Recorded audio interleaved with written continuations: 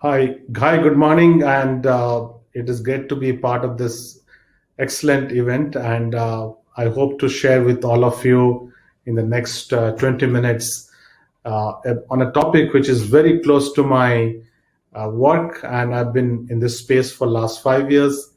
And the topic I'm going to share today is the national imperative for all of us in as a policymaker, the need and the role of fintech in the broader economic development of the country. And it is applied. It is applicable to every country which is thinking about fintech as part of the national strategy. So let me give you a sense, keeping in mind the COVID-19 crisis, because that is important for us to keep that in mind as we think about fintech, a national imperative, because fintech is going to play a critical role not only during the crisis as we see today, and also as it is playing a role as we get through the recovery process.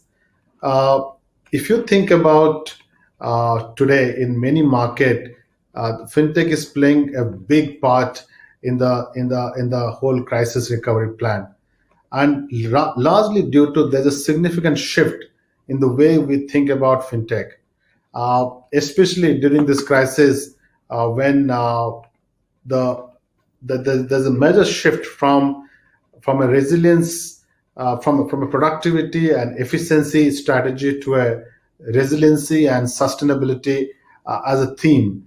And the reason there's a shift because more and more we can see for ourselves that it's very it's an important part of the need for a country to think about as people get into a very low touch and high tech construct in their economic uh, development, how to bring in the role of technology and fintech in creating that opportunity to be to keep the economy running. One good example would be during the crisis, we saw the critical role of payment infrastructure. We saw that countries which had a very strong national infrastructure around payment system were able to address the uh, the demand for the growth of electronic payments. Similarly, there was a strong impact of infrastructure which allows you to bank if the banking services are in a mature digital platform, and also extending further businesses which had adopted a lot of digital tools, whether they're adopting tools for their own operations or they're adopting tools for doing businesses with the consumer. There is a distinct advantage they had during the crisis, and those who are digital by were natively digital, they were definitely doing much better than others. So clearly, during the crisis, one thing where we got out of the whole crisis, one clear clarity that the need to digitize is a very critical factor in this new world of post-pandemic crisis. So in my mind, that I have broken the national imperative on fintech into four big, I will say four big categories. The first, which is the role of digital finance. I think that's the almost the critical factor behind how you think about, especially in the financial sector, how you think about the new design of financial sector. Uh, there are many ways to think about it. One way is that countries can focus on developing the fintech ecosystem. They can focus on building a strong uh, set of participants, entrepreneurs, startups who can come together and build a strong set of services which the financial sector can use, and that allows them to accelerate the digital adoption of new technology. The regulation also has to respond to this change. And from my own experience for last 5 years in Singapore, we looked at the whole continuum of regulation and started thinking about what are the key regulations we must change to adapt to this new world of digital services. But that led to broadly a new construct for the financial institution, whether they are from wholesale banking or retail banking or wealth management or trade finance. Under every stream of asset class, we saw an use of technology and a different business model, and that led to a shift in the regulation so that it became conducive for this innovator to plug in their new systems and new processes to the financial sector. So that's one chunk. The second piece is the very idea that technology innovation comes with a designed to succeed, a very collaborative mindset.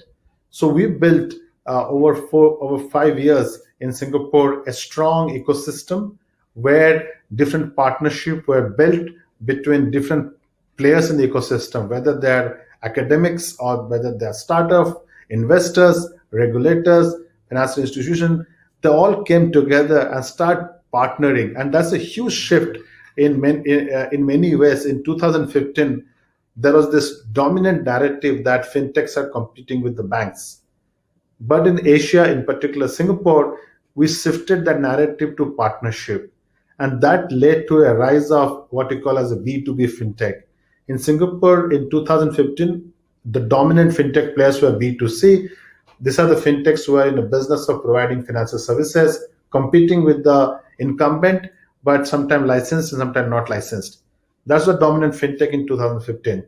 But now, if I look at the dominant fintechs, are the fintechs who are helping the banks to digitize faster. So a lot of this shift has happened where a fintech is participating in a more stronger partnership building with licensed institutions so that together they can get the best out of them, each other.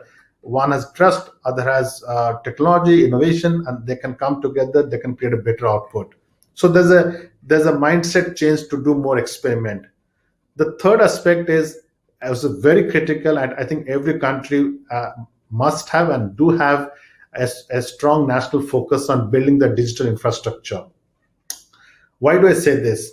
Because we all broadly agree that the physical economy is shifting to a digital economy more and more, and pandemic has accelerated the whole process of digital economy.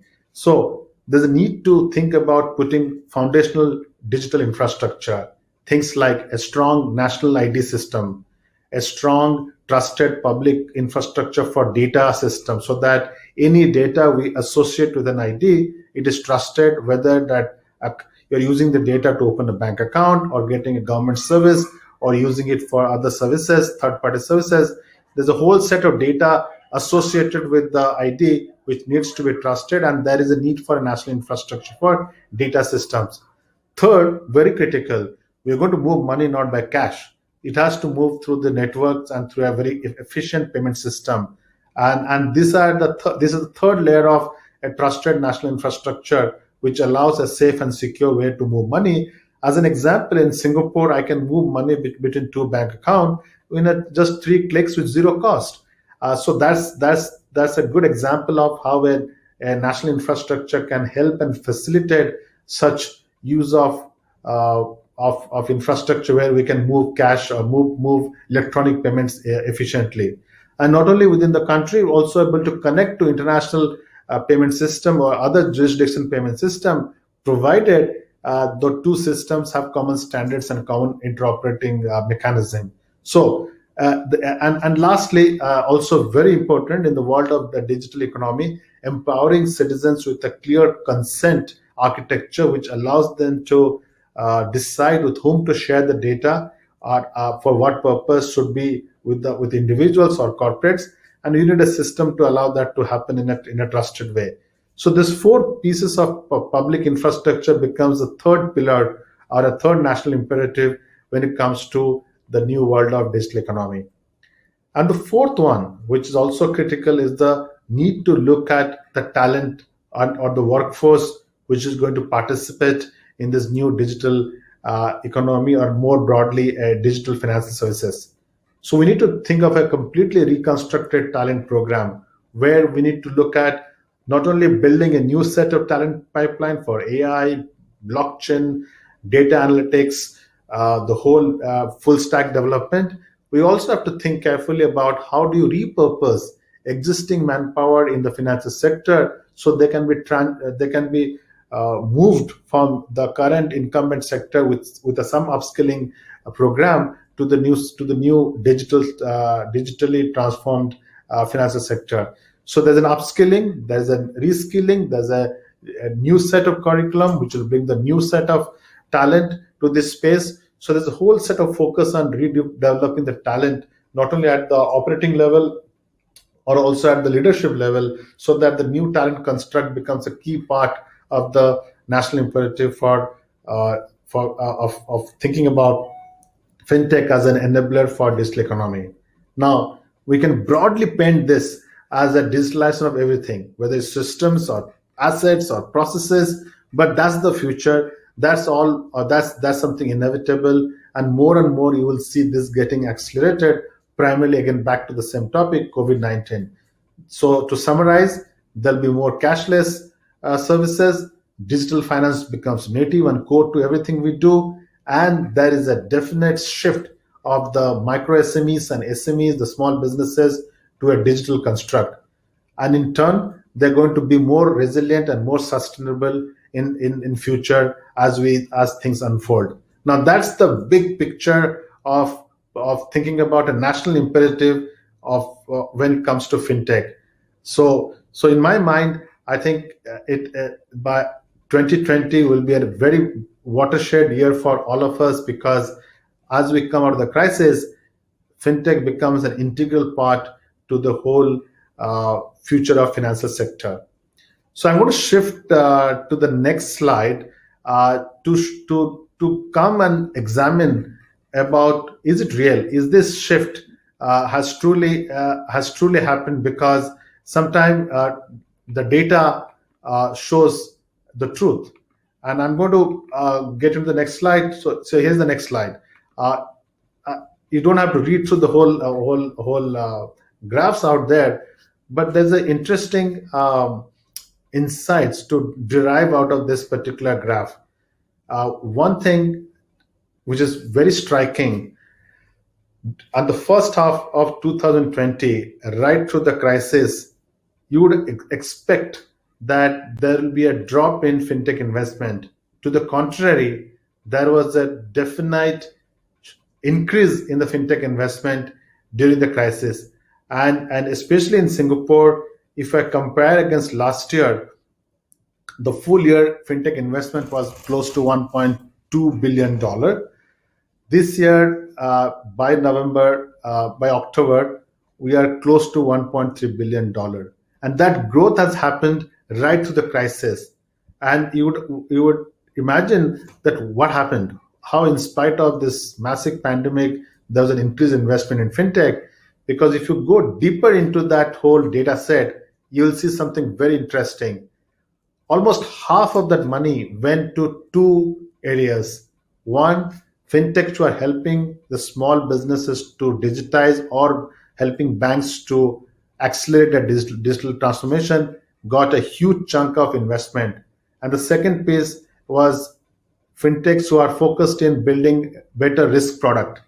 What it means that the very idea that fintech is going to play a key role in the economic recovery of post-pandemic is also reflected from the investors' trend of where they're putting money, where they believe that the biggest opportunity lies.